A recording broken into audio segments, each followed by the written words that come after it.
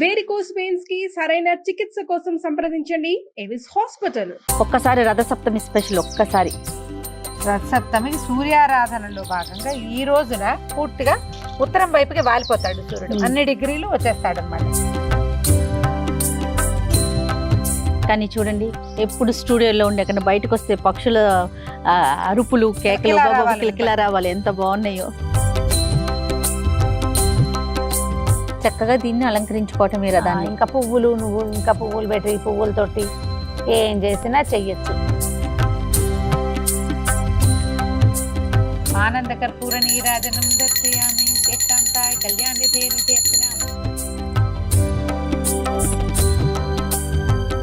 తాకట్టులో ఉన్న బంగారాన్ని విడిపించి ఆ రోజు ఆన్లైన్ రేటుకే మేము కొంటాం. Sharma gold company. Suman TV ప్రేక్షకులందరికీ నమస్కారం. ఈరోజు నేను రమ్మగారు రథసప్తమి స్పెషల్ పాయసన్నం మీ అందరికీ చేసి చూపిస్తున్నామండి. ఎప్పుడు మనం వీడియోల రూపంలో రథసప్తమికి ఎలా ఉండాలి, ఏం చేయాలి, పూజా విధానం ఇవన్నీ మాట్లాడుకుంటూ ఉంటాం కదా. ముఖ్యంగా పాయసన్నం అది డైరెక్ట్గా చేసి చూపిస్తున్నా. నమస్తే రమ్మగారు. నమస్తే జయ. మొత్తం రెడీ చేసినట్టున్నారు కుంపటితో సహా. అంటే మామూలుగా దాల్ పెడతాము, ఇలా మన బాల్కనీలో మాడాల మీద దాల్ పెడితే కింద వాళ్ళు గోల్ చేస్తారు. కుంపటి సేఫ్ అని కుంపట్లో పెట్టుకుంటాం. ఇదిగో మన కుంపటి సిద్ధంగా ఉంది. ఓకే అండి. ఈ కుంపట్లో ఏం చేద్దామంటే మంచి పర్ఫెక్ట్ ఆవు పిడకలు ఉన్నాయి మన దగ్గర. ఓకే, వీటిని పేర్చేద్దాం. మొదట కుంపటి వెలిగించుకుని చేయటం మామూలుగా నేను ఎప్పుడు చేసేదే.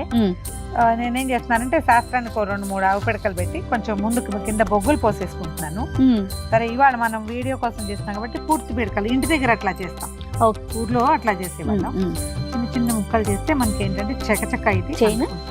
రథసప్తమి స్పెషల్ ఇది కదా రమ్మగారు. మీ కింద ఒక పెద్దది పెట్టి అది పెట్టు, చిన్న చిన్నవి పెట్టి మనకి అంటుకుంటాయి చాలా. ఇంకొకటి 2 చిన్న చిన్నవి ఈ గ్యాప్లు పూర్తి చేస్తే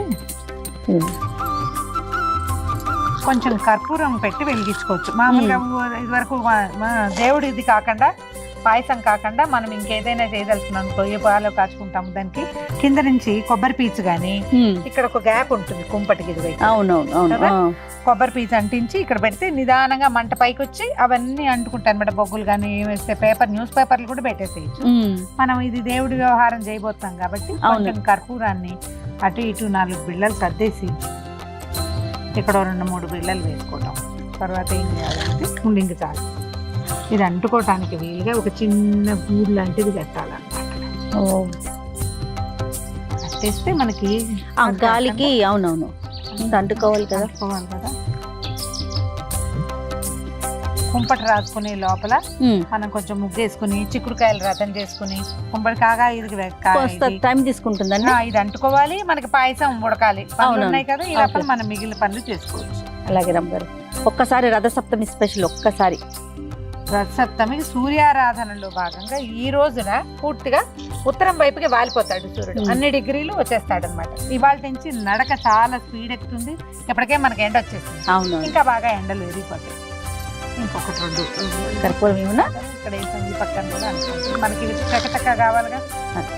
ఇక్కడ 1-2 ఈ పైన గాలి కదా, గబా గబా గబా అంటే. అవును, చాలు చాలా. కానీ చూడండి, ఎప్పుడు స్టూడియోలో ఉండే అక్కడ బయటకు వస్తే పక్షుల అరుపులు కేకలు కిలకిలా రావాలి, ఎంత బాగున్నాయో. మొత్తం పోయి అంటుకుని చూసావా జయ? అవును రమ్మగారు. ఇదిగో ఒక ఇత్తడి గిన్నె పెడదాం. ఇందులో ఈ గిన్నెని కడిగి పెట్టుకోండి. తడి గిన్నె ఉండాలి. పాలు పోసేద్దాం. ఒక 1/2 లీటర్ పాలు చేయ. ఓకే అండి. రమ్మగారు, పాలు పోసి పెట్టాము. ఈ పాలు పొంగు రానివ్వాలి. ఈ లోపల మనం ఏం చేద్దామంటే చిక్కుడుకాయలు రథం చేసుకోవటము. బియ్యానికి ఇందులో 3 గుప్పెళ్ళు బియ్యం వేస్తాం. 1/2 లీటర్కి 3 గుప్పెళ్ళ లెక్క సరిపోతుందండి. అంతే.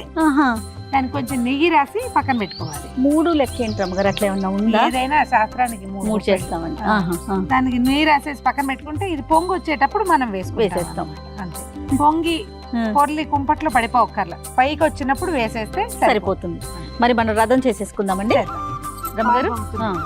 ఈ పాలు పొంగేటప్పుడు సూర్యనారాయణ మూర్తి తండ్రి, మీ దయ వల్ల మా జీవితం, మా ఇల్లు, వాకిలి, మా రాష్ట్రం, దేశం అన్ని కూడా పాలు పొంగినట్టు సిరులు పొంగాలి. అంతే. ఎంతో బాగుండాలి అందరికి. ఓ దండం పెట్టుకోవటం. సూర్యుడు చక్కగా కనపడుతున్నాడు చూడు మనం. అవునండి, అవును. ఓపెన్ ఎయిర్ చేయటం మంచి సరదాగా ఉంటుంది. బాగుంది. కొంచెం టఫ్ గా ఉంటుంది. నిదానంగా పొంగుతుంది. ఇంత గాలి లేకపోతే ఈ పాటికి అయిపోయింది. గాలి ఎక్కువ అయ్యేసరికి స్టవ్ మీద అయితే మొత్తం ఇలా బళ్ళమని వచ్చేస్తుంది. అవును కుంపటి నిదానంగా వస్తుంది కదా, చూడు తాపిగా లేదు, కొంచెం కొంచెం స్లో మోషన్ లో వస్తుంది, సినిమాటిక్ గా. వేసైనా వేసేయండి అమ్మగారు. ఒకటి మళ్ళా రెండో పొంగు రానిచ్చి రెండోది వేస్తాం. స్టవ్ మీద అయితే కుంపటి కాబట్టి అంత రాకపోవచ్చు, అందుకని వేసేస్తాం.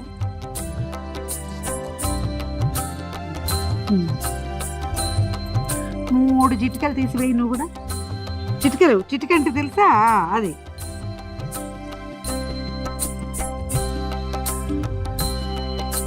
దీని మీద మూత పెట్టి తాపీగా నిదానంగా ఉడకనిద్దాము. ఈ లోపల మనం పూజ ఏర్పాటు చేసుకుంటాం. అలానే రమ్మగారు. రమ్మగారు బియ్యం అన్నం ఉడికిపోయింది చేయొచ్చు.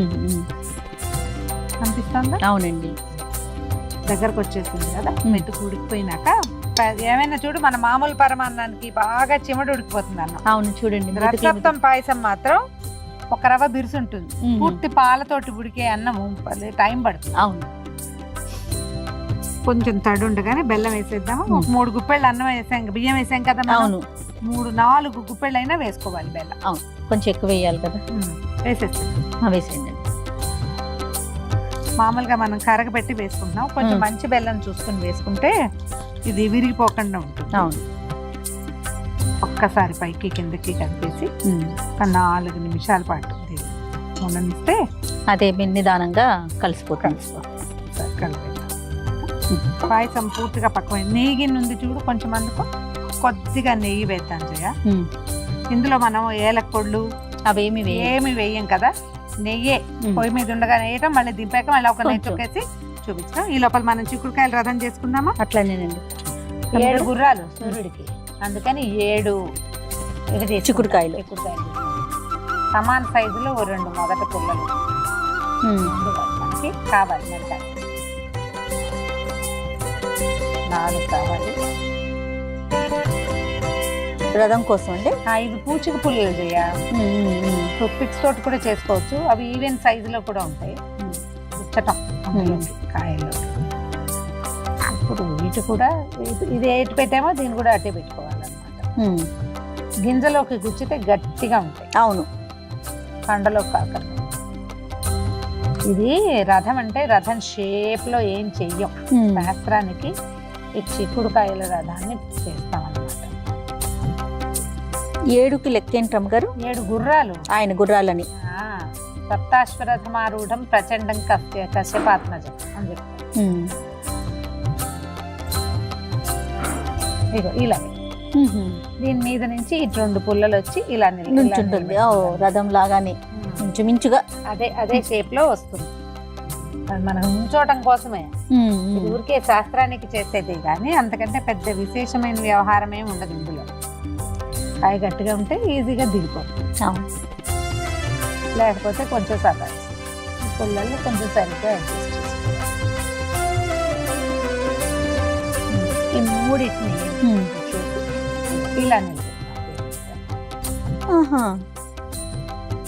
రథం గోపురం లాగా వస్తుంది. అదే అంతే. ఇంకా ఇందులో ఏవో పరమాద్భుతాలు ఏమీ ఉండవు. అద్భుతంగా చేసే ప్రక్రియ ఇది ప్రక్రియ కాదు. రెండోది ఏంటంటే ఇది ఒక విధానం ప్రకారం మనం ఆయన్ని ఇక్కడ కూర్చోబెట్టాం. ఈ కింద ఏదైనా ఎత్తుగా పెట్టుకుంటే కరెక్ట్ గా కూర్చుంటుంది అన్నమాట. మన దగ్గర సూర్య ప్రతిమ ఏదైనా ఉంటే పెట్టుకుంటాం చేయ. చాలా సాధారణంగా ఎవరి దగ్గర సూర్యుడి ప్రతిమలు అవి ఉండవు. అవును, మనం ఈ చిక్కుడుకాయల రథమే, నీకు చేత వచ్చినా చేత రాకపోయినా ఎలా ఉన్నా సరే ఇదే మన రథం అంతే. దీని మీదకే మనము ఇప్పుడు ఇక్కడే ఉన్నాడు కదా, మన వెనకాలే సూర్యుడు ఉన్నాడు. ఆ వెనకాలన్న సూర్యనారాయణ మూర్తిని ఈ చిక్కుడుకాయల రథం మీదకి ఆహ్వానిస్తాం.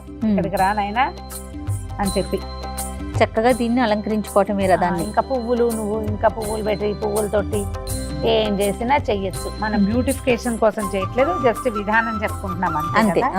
మనం ఏదైనా అలంకారాలు చేసి అలా వీడియోలు తీసేటప్పుడు మనం ఏటా చేసినా చేయకపోయినా బోల్డ్ అని వేషాలు వేస్తాం. అవేం వేయట్లేదు ఇప్పుడు. ఒక చిన్న పసుపు వినాయకుడిని కనుక చేసి పెట్టుకుంటే, అంటే ఏది ప్రతిమా విశేషం లేదని మనకు ఇది లేకుండా పసుపు తోటి ఒక చిన్న వినాయకుడిని చేసుకుంటే, గౌరీదేవిని కానీ చేస్తే సరిపోతుంది.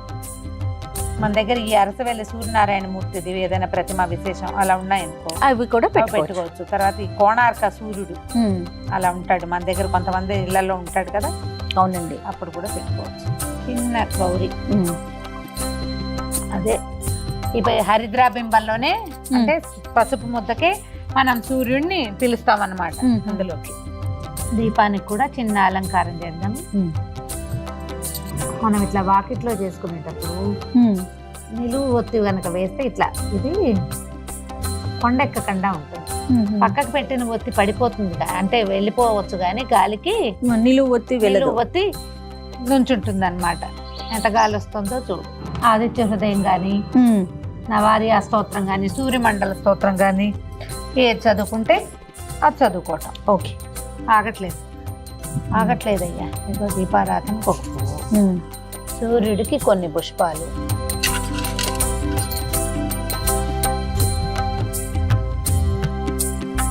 సర్వదా జయమంగళం తదేవ లగ్నం సుదినం తదేవ తారాబలం చంద్రబలం తదేవ విద్యాబలం దైవబలం తదేవ లక్ష్మీపతే తేంగ్రేగం స్మరామి గురుర్బ్రహ్మ గురుర్విష్ణు గురుదేవో మహేశ్వర గురు సాక్షాత్ పరబ్రహ్మ తస్మై శ్రీ గురవే నమః. లాభస్తేషాం జయస్తేషాం కుతస్తేషాం పరాభవః ఏషాం ఇందీవరస్యామో హృదయస్థో జనార్దనః. సర్వమంగళమాంగళ్యే శివే సర్వార్థ సాధికే శరణ్యే త్రయంబకే గౌరీ నారాయణి నమోస్తుతే. శ్రీలక్ష్మీ నారాయణాభ్యాం నమః. ఉమామహేశ్వరాభ్యాం నమః.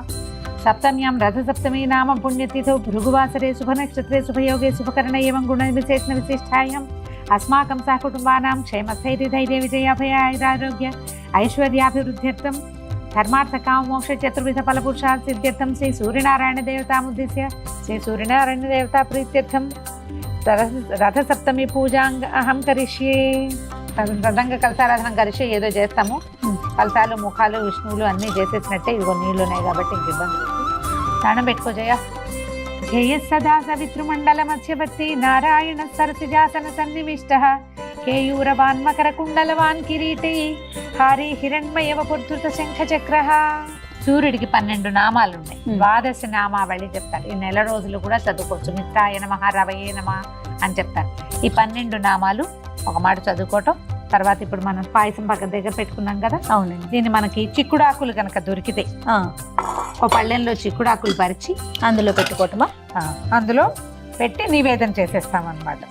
ఈ సీజన్ వచ్చేసరికల్లా చిక్కుడాకులు ఒక రకంగా అవుతాయి జబ్బుగా. అవును రమ్మగారు, ఎక్కడ చూసినా ఇలానే కనిపిస్తా ఉన్నాయండి.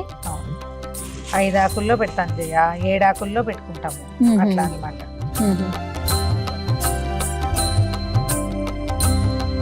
మిత్రాయ నమః. ఈ నామాలు చదువుకుంటే మంచిది జయ. ఓం రవయే నమః, ఓం సూర్యాయ నమః, ఓం భానవే నమః, ఓం ఖగాయ నమః, ఓం పూష్ణే నమః, ఓం హిరణ్యగర్భాయ నమః, ఓం వరీచయే నమః, ఓం ఆదిత్యాయ నమః, ఓం సవిత్రే నమః, ఓం అర్కాయ నమః, ఓం భాస్కరాయ నమః. మనం ఏదైనా పళ్ళు అవి పెట్టదలుచుకుంటే అవి, కొబ్బరికాయ కొడితే అది. నిజానికి ఇవన్నీ ఊరికే మనం చేస్తున్నాం కానీ పాయసమే ముఖ్య నివేదన. ఓం భూర్భువస్సువర్యేణం భర్గో దేవస్య ధియో యో నః ప్రచోదయాత్ తాపో జ్యోతిరసమృతం బ్రహ్మ భూర్భువస్సువరం తత్వం తత్వేన పరిచించామి అమృతమస్తు అమృతోపస్తరణమసి. ఓం ప్రాణాయ స్వాహ, ఓం ఉపానాయ స్వాహ, ఓం వ్యానాయ స్వాహ, ఉదానాయ స్వాహ, సమానాయ స్వాహ. భాస్కరాయ నమః తాంబూలం సమర్పయామి. ఓం ఆదిత్యాయ నమః ఆనందకర్పూర నీరాజనం దర్శయామి. శ్రేష్టాంతాయ కళ్యాణిదే నిత్యర్చనామ శ్రీ వెంకట నివాసాయ శ్రీనివాసాయ మంగళం మంగళాశాసన పదై మదాశాది పురోగమై సర్వైశ్చ పూర్వైరాచార్యై సత్కృతాయాస్తు మంగళం. రథసప్తమి పూజా విధానం అంటే ఏదో విశేషంగా చేయాలనుకోవద్దు. పాయసం చేయటం చాలా ముఖ్యం. పొంగే పాలల్లో బియ్యం వేసి పాయసాన్నం వండటం, కొంచెం సూర్యబింబం కనపడే చోట ఒకసారి నమస్కారం చేసుకుని నివేదన చేయటమే. చిక్కుడుకాయలు రథం చేసుకుంటామా, చిక్కుడాకులు దొరుకుతాయా, వాటికంటే మన లోపల ఆస్థ చాలా ముఖ్యం. ఇంత వివరంగా నేనేం పెద్ద వివరంగా చేయలేదు, ఒక మాదిరిగా చేస్తాం. ఇంత మాత్రం చేసినా సరే మనకి లోపల ఉండటం, పగలు భోజనం చేసి సాయంకాలం ఉపవాసం చేయటమే దీని లక్షణం అన్నమాట. ఇదిగో మన చిక్కుడాకుల్లో ప్రసాదం తింటూడు.